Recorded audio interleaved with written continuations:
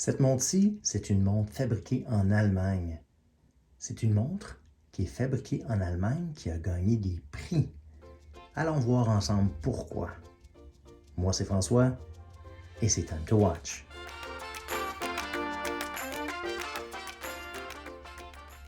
Alors, cette compagnie-ci, c'est Lilienthal Berlin. Comme le nom l'indique, ils sont situés à Berlin, en Allemagne. Et puis, je leur ai demandé si je pouvais évaluer leur montre parce que je les trouvais vraiment belles, un beau design. Et puis, comme j'ai mentionné à mon intro, ce sont des designs qui ont gagné des prix. On va voir ça un petit peu plus tard. Comme la bannière l'indiquait au début, cette montre-ci m'a été envoyée et je ne dois pas la retourner. Je ne suis pas obligé de la retourner. Alors, je remercie l'équipe de Lilienthal Berlin. Et puis, il va y avoir d'autres montres que je vais évaluer qui vont m'être envoyées. Alors, si vous aimez ce genre d'évaluation, n'hésitez pas à appuyer sur le bouton like et je vous encourage de vous abonner et appuyer sur la petite clochette. Comme ça, vous serez avisé lorsque mes autres évaluations de la Lilienthal Berlin vont sortir. Alors, je vais faire un unboxing assez rapide. Je vais parler aussi de l'histoire de Lilienthal Berlin, de leur montre. Et puis, on va regarder les spécifications de la montre, les fonctions. Et je vais conclure le tout en vous la montrant sur mon poignet. Alors, allons-y dès maintenant avec le unboxing. Vous voyez sur le dessus ici, c'est le logo de Lilienthal Berlin, le LB. Ce qui est particulier de ce logo-là, c'est que c'est aussi le nom du modèle de une de leurs montres. On va voir ça un petit peu plus tard. Donc, c'est tout simplement une enveloppe de carton. Et on voit ici la boîte qui, elle aussi, est en carton avec le logo sur le dessus. C'est aussi simple que ça. À l'intérieur, ici, on a de la décoration, disons. Et puis, quand je dis décoration, c'est que c'est une carte qui nous dit merci d'avoir pris leur montre, autant en allemand qu'en anglais. Alors, c'est une belle petite touche. Et puis ici, on a, et c'est ce que je voulais dire par la décoration, ce sont des cartes postales. D'une certaine façon, on peut utiliser comme cadre ou tout simplement envoyer à nos amis pour parler de cette belle montre. Alors, cette montre s'appelle la Chronograph Blue Orange. Donc, c'est une montre chronographe. Le numéro de modèle, c'est le C01 108 B023 EB. Le EB à la fin, c'est tout simplement pour le code de couleur Electric Blue. Donc, on voit le bleu ici, qui est assez impressionnant à mes yeux parce que ça scintille. On n'a pas des finis très lustrés, c'est très brossé, donc ça donne un aspect beaucoup plus flash à mes yeux parce que le bleu ressort beaucoup plus prononcé, je pourrais dire. Dans la boîte, tout simplement, c'est un genre de petit feutre qui enveloppe un morceau de plastique pour protéger la montre. Et on a ici les instructions sur l'utilisation de la montre et l'utilisation du bracelet qui est en mèche. On va en parler un peu tantôt. Donc, on va mettre ça de côté. Alors, la voici, cette belle montre. Comme je vous ai mentionné, je voulais vous parler aussi un peu de l'historique de cette montre-ci. Le nom Lilienthal Berlin, Lilienthal, ça vient de Otto Lilienthal, qui lui, dans les années 1700, si je me rappelle bien, a créé ou inventé, disons, là, le Lilienthal Glider. Et puis, c'est une forme avancée, je pourrais dire, de l'aviation qui fait en sorte que les Wright Brothers se sont inspirés de plusieurs de leurs modèles pour faire leur avion. La compagnie elle-même, Lilienthal Berlin, a été fondée en 2015. Donc, ça fait déjà 7 ans de ça. C'est dans leur 8e année. Et puis, j'ai commencé à voir leur montres parce que, comme vous savez bien, j'aime bien les montres. Alors, je suis certains groupes de montres. Et donc, ça m'a été présenté sur mon feed. Et puis, j'ai décidé de demander, voir s'ils voulaient bien me prêter une de leurs montres pour que je puisse en faire l'évaluation.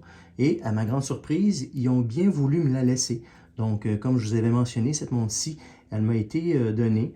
On va l'évaluer. Il y a d'autres montres qui vont faire partie aussi de l'évaluation. Il y a la L1 Silver qui est ici. Et puis, il va y avoir la Zeitgeist qui est ici, qui, elle, est une montre automatique qui va m'être prêtée pour des évaluations futures.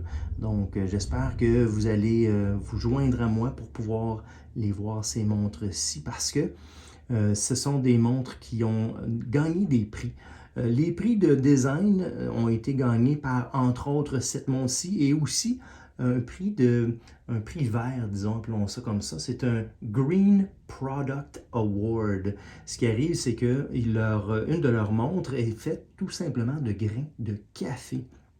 Et ces grains-là sont compressés pour faire un boîtier, et aussi ils utilisent du liège dans leur bracelet, dans leur bracelet en cuir. Donc la composante interne du bracelet est faite uniquement en liège pour que ce soit un petit peu plus vert, donc plus recyclable, utilisant des matériaux recyclés. Si on parle spécifiquement de cette montre-ci au niveau des matériaux, ils m'assurent d'une certaine façon, en fait, ils l'indiquent aussi sur leur site web, comme quoi que les matériaux utilisés essaient d'être de plus haute qualité possible pour que cette montre-ci puisse vous durer longtemps et donc minimiser l'impact sur la planète. Donc, si on parle des spécifications de la montre, allons-y dès maintenant. La montre elle-même, elle a un diamètre de 42,5 mm. Donc, c'est en lien avec les montres pilotes, ce qui fait le lien avec Otto Lilienthal, parce que les montres pilotes doivent être grosses et lisibles, telles que les sur ce modèle-ci. Donc, 42,5 mm de corne à corne, c'est 50,3. Entre les cornes ici, c'est 20 mm, donc c'est facile de remplacer le bracelet pour un autre. Et vous allez voir aussi, il y a une façon de le changer assez rapide. Et puis, l'épaisseur qui est inscrite sur leur site web, c'est 10,3 mm. Par contre, moi, j'ai mesuré avec mon outil ici 11 mm. Donc, on va maintenir le 11 mm. Et puis, lorsque on a cette montre sur le poignet, ça va résister à l'eau jusqu'à 50 mètres. Donc, ce que ça veut dire, c'est que lorsque vous l'avez au poignet, vous faites prendre par la pluie, ou tout simplement vous allez vous laver les mains, vous n'allez pas avoir de soucis. Par contre, je n'irai pas me baigner dans la piscine avec cette montre-ci. Alors, si on commence avec les caractéristiques de la montre en tant que telle, commençons par le cadran. On voit que le cadran, sur le dessus, il y a un cristal. C'est un cristal minéral, mais qui a un enduit de cristal de saphir. Un enduit de saphir, disons, c'est ce qu'il mentionne. Donc, ça protège le cristal des égratignures. On a la possibilité de mettre cette montre à tous les jours sans se soucier des égratignures lorsqu'on l'accroche. Et c'est inévitable.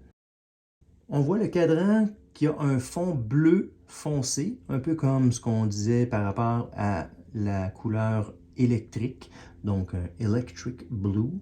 Et puis, on a un beau contraste entre les aiguilles et les marqueurs de l'heure. Donc, c'est ce qui fait que cette montre-ci m'a attiré pour le design en tant que tel, mais aussi pour la lisibilité. Le fond, c'est un fond relativement luisant, pas tout à fait mat, et il n'a pas un effet de rayon de soleil, disons, comme on voit habituellement. Alors, j'aime particulièrement ça. Et aussi, les sous-cadrans ont ce rayonnement, donc un genre de traçage de lignes en circulaire. Le sous-cadran qui est situé à 6 heures, c'est tout simplement les secondes qui défilent avec la fenêtre de la date. Le sous-cadran qui est situé à 9 heures, ce sont les minutes qui passent lorsqu'on active le chronomètre. Et le sous-cadran qui est situé à midi, vous allez voir, je vais la faire rouler. Elle roule rapidement parce que ce sont les dixièmes de seconde qui défilent.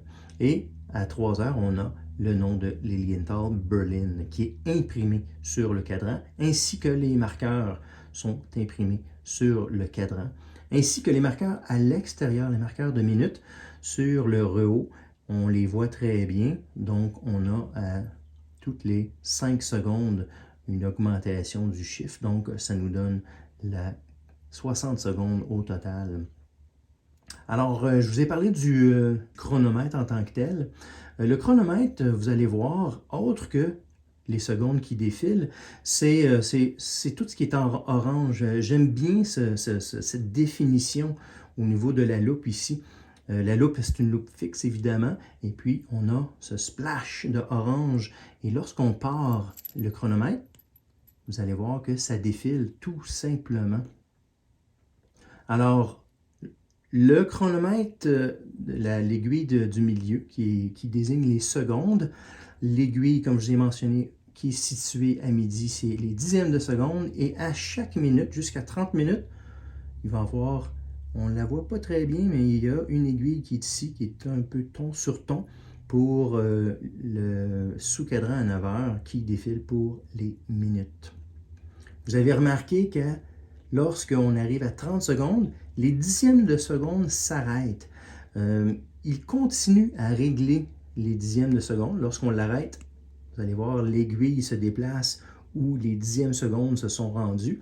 L'aiguille des dixièmes s'arrête parce que ça pourrait prématurément user le moteur et les engrenages pour cette aiguille des secondes. Il y a une autre fonction aussi au niveau du chronomètre. Lorsqu'on la fait partir, on peut l'arrêter ici pour faire un demi-temps, un split qu'on appelle. Donc, on l'arrête ici, on note. Je ne sais pas si vous avez remarqué, je l'ai arrêté directement sur les dixièmes de seconde, le 0. Et ensuite, on reprend. Alors, vous avez vu, l'aiguille des secondes a sauté directement à l'endroit où elle était rendue.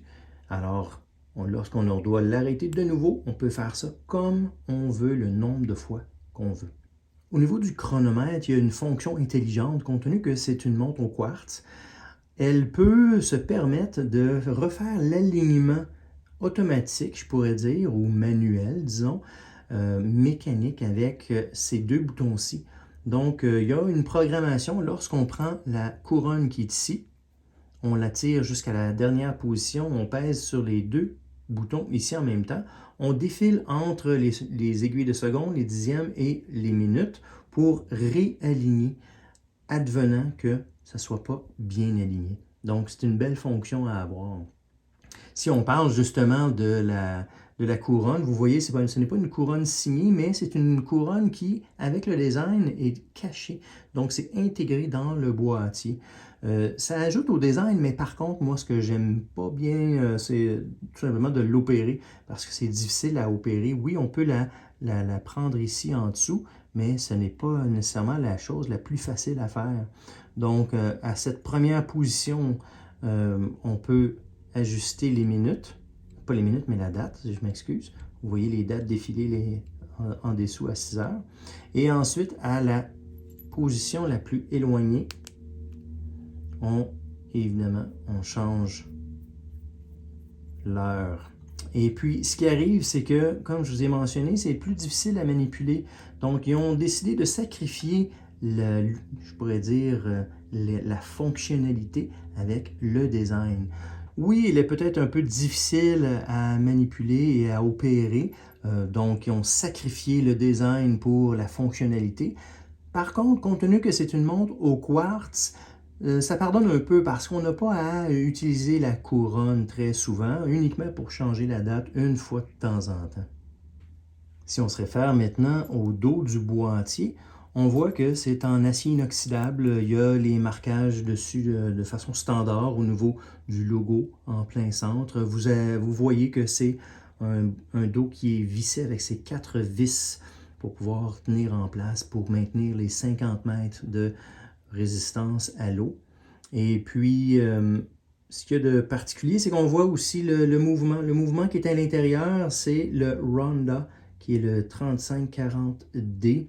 Ce mouvement-là, il l'appelle comment il l'appelle déjà? C'était le StarTech 3540.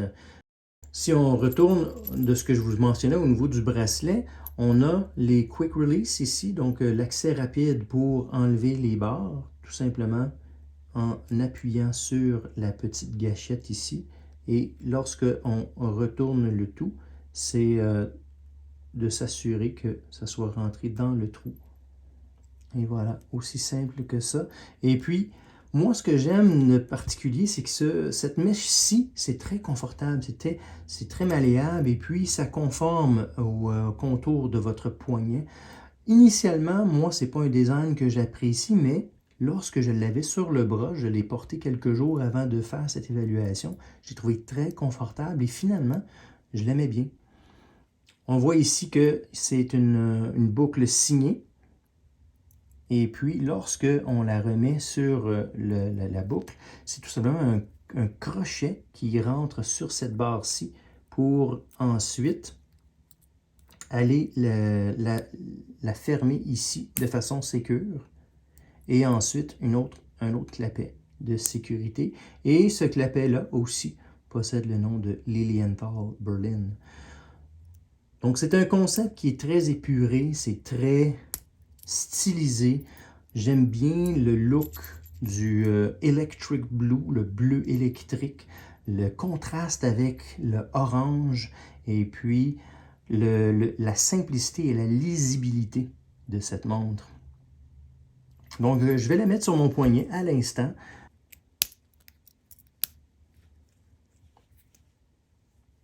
Alors, la voici sur mon poignet de 17,8 cm. C'est une montre qui a des plus grandes proportions, comme je vous mentionnais. C'est une montre qui est en lien avec l'héritage des pilotes. Et puis, elle a un design, elle est relativement mince avec ce chronographe. Même si c'est une montre quartz, habituellement, on a des montres plus épaisses, mais à 11 mm, ça se porte très bien sur le poignet. J'espère que vous l'aimez, cette montre. Je sais que moi, je trouve qu'elle me va bien au poignet. Elle a les belles proportions, elle a un beau design. Et puis, c'est ce qui conclut mon évaluation. J'espère que vous avez aimé ça. Évidemment, je vous encourage de vous abonner. Et puis, n'hésitez pas à appuyer sur la petite clochette. Vous serez avisé de mes prochaines évaluations des montres Lilienthal Berlin. Donc, merci de vous être joint à moi. J'espère qu'on se voit la prochaine fois.